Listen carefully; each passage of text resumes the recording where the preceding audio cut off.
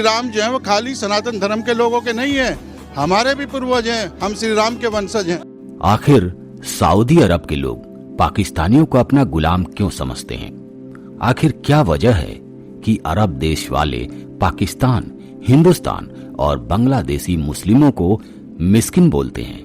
मिस्किन अर्थात दरिद्र मुस्लिम। मैं आज के इस वीडियो के माध्यम से पूरे एशिया के मुसलमानों की सच्चाई बताने जा रहा हूं कि आखिर क्यों इस्लाम का झंडा ढोने वाले इन कन्वर्टेड लोगों को अरब देश के मुसलमान नकली मुसलमान समझते हैं। खुद को इस्लामिक राष्ट्र के तौर पर प्रदर्शित करने वाले पाकिस्तान को सऊदी के लोगों और वहां के मंत्रियों ने अपना गुलाम बताया।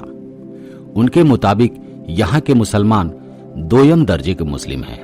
उनका मानना है कि सही मायने में पैगंबर मोहम्मद के असली वंशज उन्हीं के देशवासी हैं। वह पाकिस्तान को इस्लामी देश भी नहीं मानते। उनके मुताबिक पाकिस्तान ही नहीं, बांग्लादेश के लोग भी मुस्लिम नहीं हैं, बल्कि यहाँ वो लोग हैं जिन्होंने हिंदू धर्म को छोड़कर मुस्लिम धर्म को अपनाया, लिहाजा यह मुस्लिम नहीं है। वो कहते हैं कि खुद को मुस्लिम कहने वाले यहाँ के लोग दरअसल हिंदू मुस्लिम हैं। अरब के लोग भारत, पाकिस्तान और बांग्लादेश के मुसलमानों को हिंदू मुस्लिम कहते हैं। इसका अर्थ यह है कि वह दोयम दर्जे के मुस्लिम हैं। ऐसा इसलिए कहा गया कि बिना बुलावे पर पाकिस्तान सऊदी अरब और ईरान के बीच मध्यस्थता करने जा पहुंचा था। ऐसा नहीं है कि यह विचार सिर्फ अरब के लोगों का ही है, बल्कि पूरे खाड़ी के देशों के आम नागरिक भी पाकिस्तान को अपना गुलाम ही समझते हैं। इसका जिक्र पाकिस्तान के एक पत्रकार ने ट्विटर पर किया है। यह खबर उस समय आया है जब भारतीय उपमहाद्वीप में बसे मुस्लिम, खासकर भारत में खुद को मुस्लिम दिखाने के लिए इस्लाम से जुड़े प्रतीक चिन्हों और भारत की संस्कृति और सभ्यता को रौंदने वाले बाहरी आक्रमणकारियों को श्रेष्ठ दिखाने के तमाम हथकंडे अपना रहे हैं, चाहे उनका प्रदर्शन इस्लामिक पहनावे को लेकर हो या फिर 3 तलाक जैसी इस्लामिक रीति रिवाज को लेकर। वह खुद का दिखावा कर यहाँ के मूल संस्कृति, सभ्यता, संस्कार आदि के विपरीत जाने की होड़ में शामिल रहना चाहते हैं। यह बात भले ही यहाँ के मुस्लिमों के लिए कड़वा घूंट हो, लेकिन पाकिस्तान का पढ़ा लिखा तबका इस बात को कई बार स्वीकार कर चुका है। श्री राम जो है वो खाली सनातन धर्म के लोगों के नहीं है, हमारे भी पूर्वज हैं, हम श्री राम के वंशज हैं। कि वे और उनके पूर्वज हिंदू ही थे। अभी पिछले दिनों एक न्यूज डिबेट में पाकिस्तान के मशहूर सामाजिक कार्यकर्ता और पत्रकार फौजिया शहीद ने स्वीकार करते हुए कहा था कि हम लोगों को नहीं भूलना चाहिए कि हम मुस्लिम बने हैं। भारत, पाकिस्तान और बांग्लादेश के मुसलमान अपने आप को अरबों का वंशज मानते हैं और अपने आप को अरबे दिखाने के इस जुनून में लगे रहते हैं। लेकिन 50 साल किसी अरब देश में नौकरी करने पर भी किसी एशिया के मुसलमान को वहां की नागरिकता नहीं मिलती। कोई एशिया का मुसलमान वहां की अरबी मुसलमान औरत से शादी नहीं कर सकता, और अगर कोशिश करे तो मार दिया जाएगा।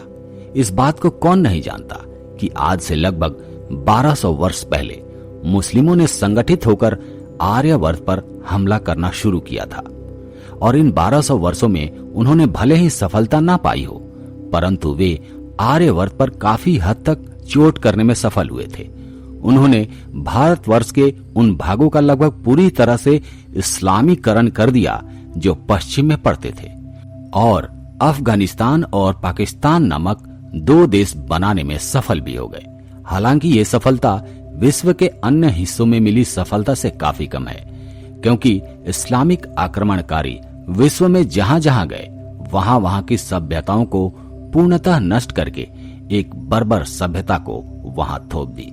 किंतु आर्यवर्त के लोगों का अपने मूल्य धर्म में अगाध प्रेम होने के कारण संप्रदाय परिवर्तन इतना आसान काम नहीं था, जिसके कारण आक्रमण के बावजूद ये इस्लामिक शासक भारतवर्ष में पूर्ण रूप से इस्लामीकरण करने में असफल रहे। परंतु इन मुस्लिमों ने एक काम बहुत ही चालाकी से कर दिया। वो था यहाँ के मजबूर हिंदुओं को मुस्लिम संप्रदाय में बदलना। इस संप्रदाय परिवर्तन के लिए जो सबसे आसान शिकार नजर आए वे थे विभिन्न कारणों से असहाय और डरपोक लोग। वे गरीब शिकार बने जो मुस्लिम शासकों द्वारा लाए गए जजिया कर को देने में असमर्थ थे और भूखमरी से बचने के लिए मुस्लिम बन गए। कुछ हिंदू परिवार के पुरुष इनसे युद्ध के दौरान मार दिए गए तो उनकी बीवी बच्चों को गुलाम बना लिया गया। ये मजबूर परिवार भी मुस्लिम बन गए और कितने परिवार तो मुस्लिम आक्रांताओं से डरकर मुस्लिम बन गए। परंतु भारत की आत्मा जो कि अस्थायी है और यहाँ के लोगों के साथ जन जन्मांतर तक जुड़ी हुई है और जुड़ी रहेगी, वह आज भी इन बदले हुए मुस्लिमों में विभिन्न रूपों में विद्यमान है। हालांकि यह मुस्लिम इन बातों से इनकार करते हैं, परंतु यहाँ के मुस्लिमों में तमाम ऐसी बातें पाई जाती हैं कि जो इन्हें केवल मुस्लिम कहने के बजाय हिंदू मुस्लिम कहने पर मजबूर करती है। जाति व्यवस्था पूरे विश्व में हिंदुओं की एक विशिष्ट पहचान के रूप में देखी जाती है। वैसे ही भारतवर्ष के मुस्लिमों में आज भी विभिन्न जातियां पाई जाती हैं, जैसे कि पठान, अंसारी, हजाम, कसाई, धोबी, मलिक, चौधरी आदि। और उससे बड़ी बात ये कि समस्त जातियां विवाह के दौरान उसी तरह पूर्ण पालन करती हैं जैसे कि हिंदू पालन करते हैं। इससे आसानी से अंदाजा लगाया जा सकता है कि यह व्यवस्था पूर्ण रूप से हिंदुत्व से प्रेरित है। परंतु ये लोग गलत और घटिया इतिहास पढ़ने की वजह से आज अपने ही पूर्वजों को भूलकर उन्हीं को मारने काटने पर उतारू दिखाई दे रहे हैं। यहाँ के मुस्लिम इतने संकीर्ण हो गए हैं कि गाय से लेकर वंदे मातरम तक और योग से लेकर भारत के महान हिंदू राजाओं तक का विरोध करना ये लोग अपना असली धर्म समझने लगे हैं। संजय मंदिर के लिए जमीन दान कर सकता है, लेकिन यहाँ का मुस्लिम समुदाय भारत के आदर्श पुरुषोत्तम भगवान श्री राम के मंदिर में अर्चने खड़ा करते रहे। इस वजह से भी साफ कहा जा सकता है कि यहाँ के मुस्लिम ना होकर सिर्फ सनातन विचारधारा के विरोधियों का एक जमघट तैयार है, जिनके मन में हिंदुओं के प्रति घृणित कुंठा भरी हुई है। जो लोग आजकल इस्लाम का झंडा हाथ में लेकर अल्लाह अकबर कहते नहीं थकते, ऐसे लोग इस बात को ध्यान से सुने। मरने के डर से सनातन धर्म को छोड़कर मुस्लिम बनने वाले डरपोक पूर्वजों की डरपोक संतानें, आप लोग हिंदुओं का मुकाबला कभी नहीं कर सकते, क्योंकि हिंदू वो है जो हजारों आक्रमणों के बावजूद भी डरकर अपना धर्म परिवर्तन नहीं किए। क्योंकि दल बदलू और धर्म बदलू तो एक ही जैसे होते हैं कि कब किस पार्टी किस धर्म में चले जाएं, इनका कोई भरोसा ही नहीं होता। इसलिए तुम लोग भरोसे के काबिल नहीं हो। अंत में मैं हिंदुओं से कहना चाहता हूँ कि हे हिंदुओं, तुम अपने धर्म के बारे में जानो, अपने बच्चों को शुद्ध सनातनी और योद्धा बनाओ, नहीं तो मणिपुर, कश्मीर, मोपला और नूह जैसी घटना घटित होने में देर नहीं लगेगी। तुम्हें अपने आप को हर परिस्थिति से लड़ने के लिए तैयार रहना होगा और इसके लिए शास्त्र के साथ शस्त्र का ज्ञान भी अत्यंत आवश्यक है। धन्यवाद दोस्तों। यदि आपको ये वृत्तांत अच्छा लगा हो तो कृपया इस चैनल को सब्सक्राइब जरूर करें। धन्यवाद। हर हर महादेव।